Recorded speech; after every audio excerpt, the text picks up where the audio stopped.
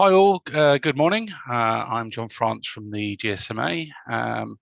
I'm going to be spending the next 10-15 minutes or so talking around some of the generational developments in mobile, a little bit of a focus on 5G, and then a move into what 6G is. Of course, because I am head of industry security, I am going to talk a little about the security aspects as well. So apologies if you're not too interested in that, or you're in for a treat if you are interested in that, depending on your point of view. So let's move on. Presentation is COVID safe. Obviously, we are all doing a lot of things remote these days for a little longer, at least in the UK, if not in other countries.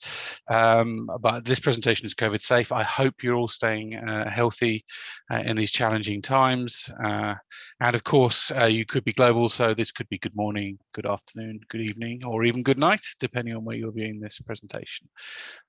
But hope we're all feeling well and staying safe. So a little bit about the GSMA, just to put some context around my frame of reference and our frame of reference into mobile and into some of the industry verticals like manufacturing, etc. GSMA is an association that represents the broader mobile ecosystem. So there's a slide here with a bunch of numbers on it. You can pick your favorites from when we were founded back in 1987.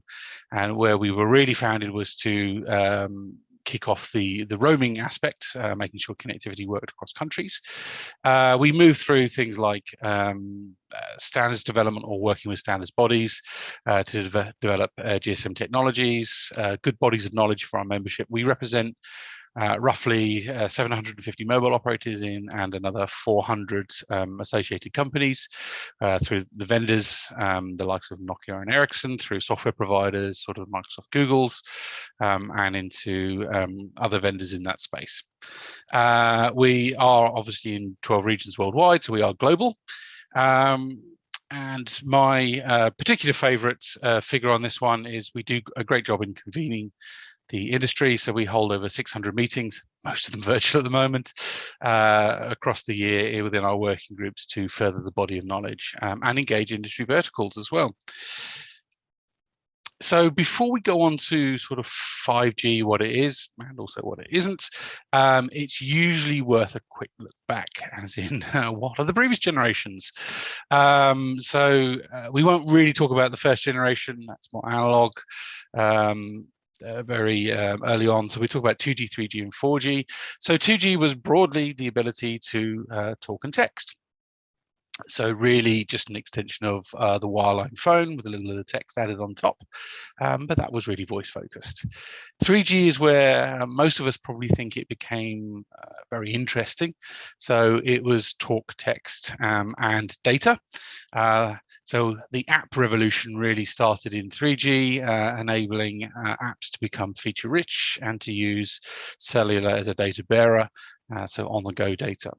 Obviously not super fast, smaller data rates, etc., but quite a generational leap from 2G to 3G.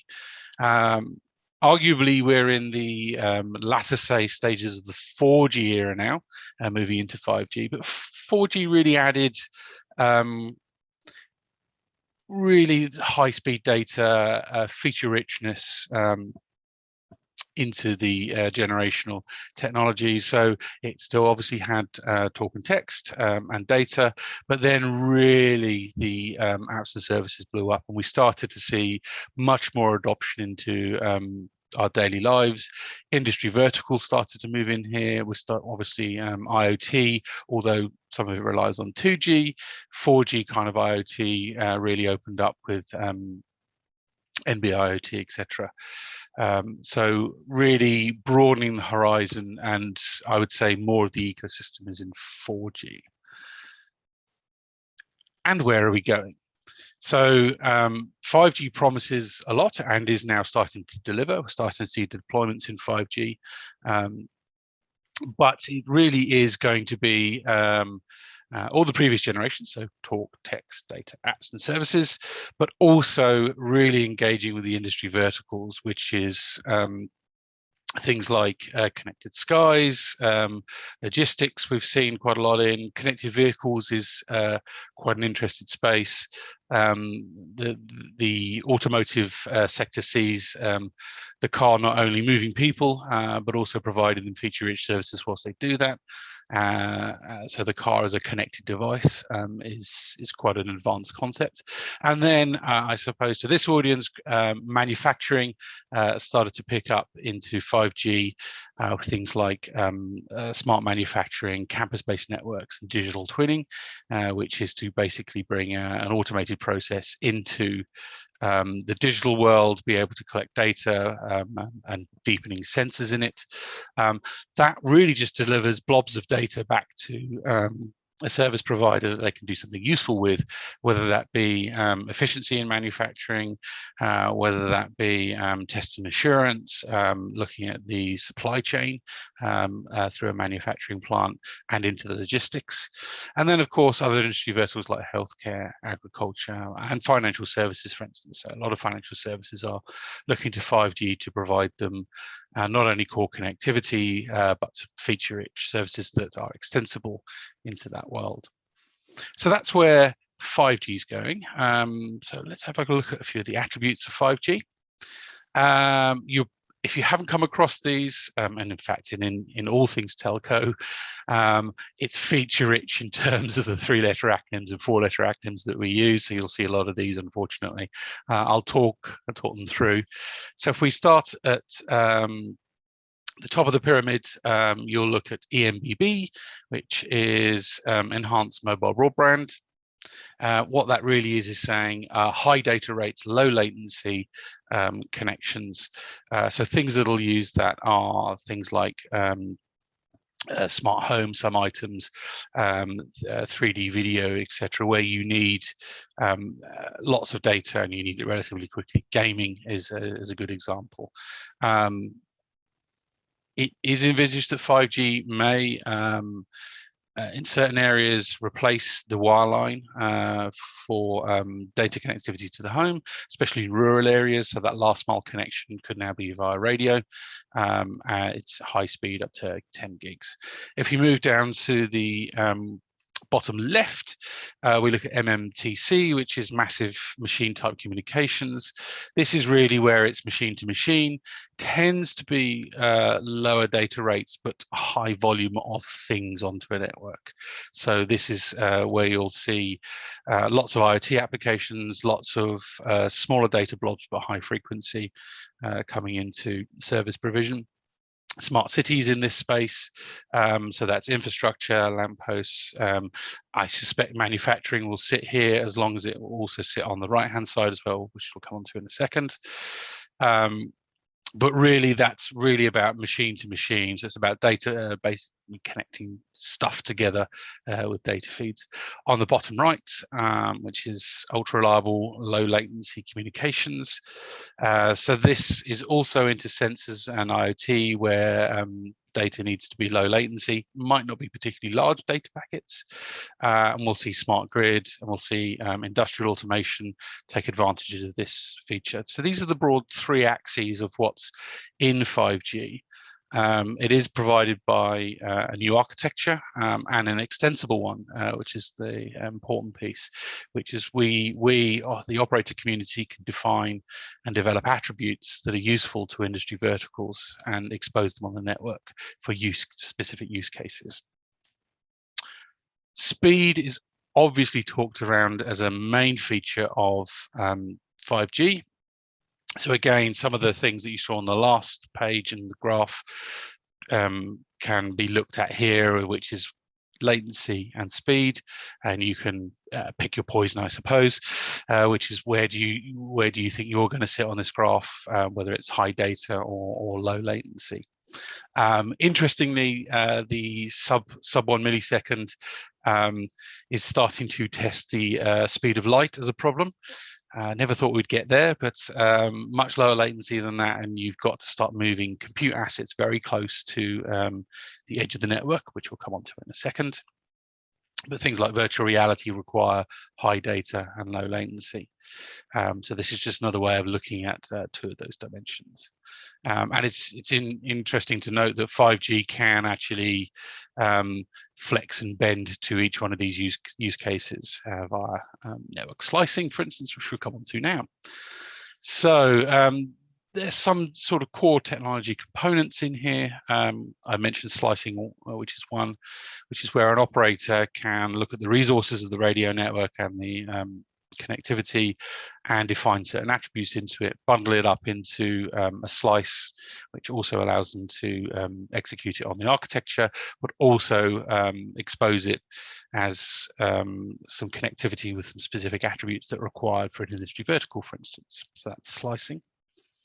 MEC, which is multi-edge access compute, which this is really about saying some of the compute services are now going to be a little closer into the core of a network and closer to the edge. So to reduce those latency issues, you move compute closer to the radio edge. That might mean the data center is a little closer to the radio tower. In extremis, it could mean some compute resources moving into the base station, which could be in a lamppost, for instance.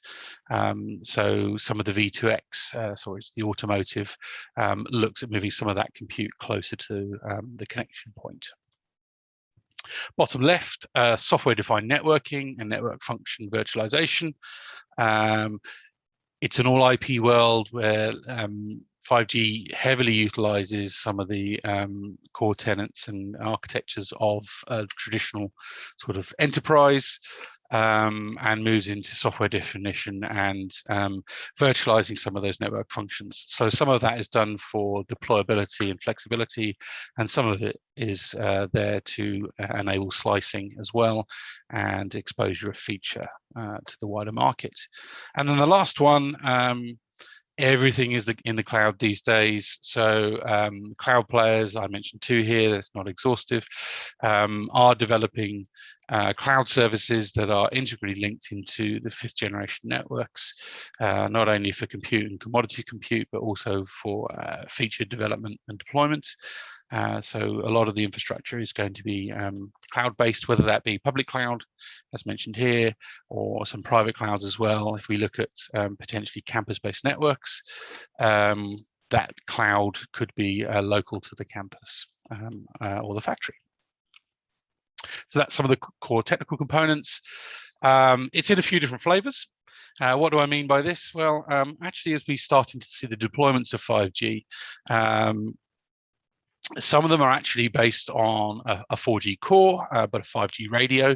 So we get some of the benefits of 5G early, which is some of the speed aspects, some of the latency, but some of those core features don't get exposed until we go native deployment, which is what we call standalone,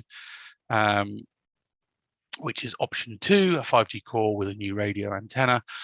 Really, this slide is just to say, the rollout is going to take a little bit of time. It is starting in earnest now. We're starting to see lots of markets pick up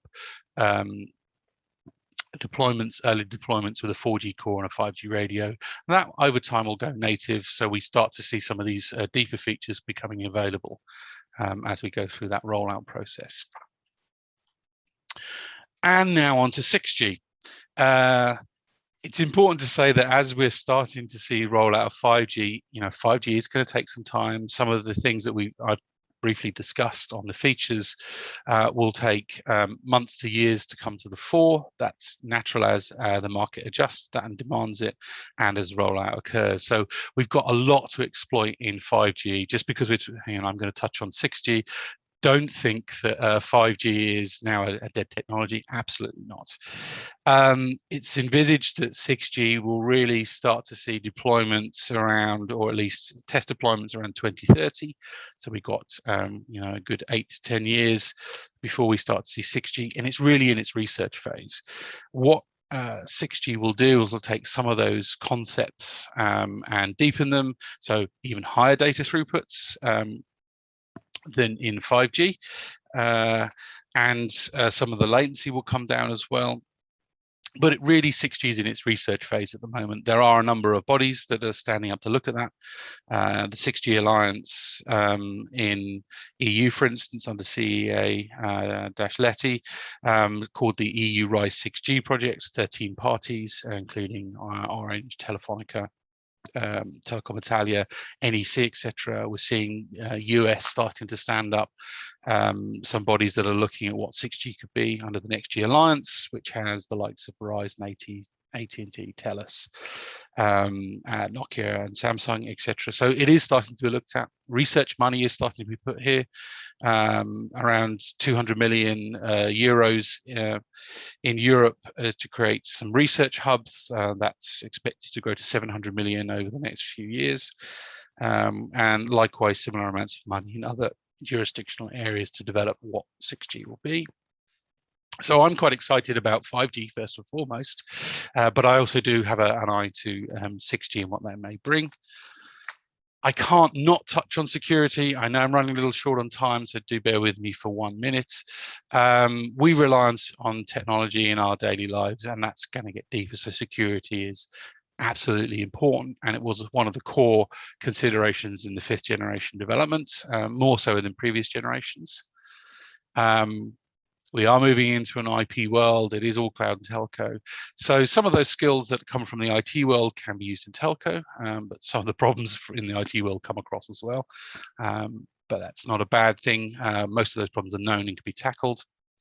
The landscape is broad, moving from people, process and technology into things like supply chain, cloud security. Obviously, we're going to rely on that. And for us, telco, signaling, and interconnects, GSMA does consider those. There's a link on the bottom there. You can have a look and have a look at the landscape. But it really is a collaborative effort. We're all working together. So not just the mobile operators, regulators are obviously involved as some of these services become part of critical national infrastructure, suppliers, as well as broader industry engagement. So thank you for spending the last 15 minutes or so with me. Stay healthy, stay safe. I believe you're moving on to a coffee break now.